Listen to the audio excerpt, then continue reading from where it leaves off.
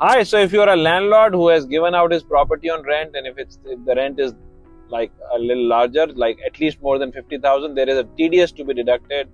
and all that everyone knows. But when you're getting the property back from the tenant and when you're giving him back his security deposit, there is one very important thing which causes problems sometimes, and you must check, and that is basically, has the tenant deposited the TDS for all the previous months that he was there? Because this has happened quite a number of times now, that the tenant forgets or willfully does not deposit TDS for all the previous months, and that becomes a problem, because then you give the security deposit back, then you find out for the last 1 year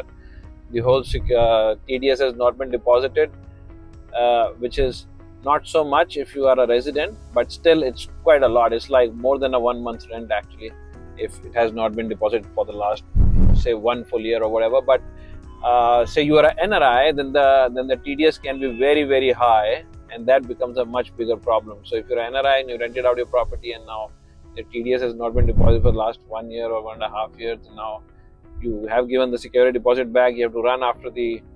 tenant that please give me that, or that TDS, or deposit that TDS straight away. Although the liability is always on the tenant, but you still want to make sure before you give the security deposit back that all the TDS has been deposited. I hope this really helps, and let me know if there is anything else I can do for you.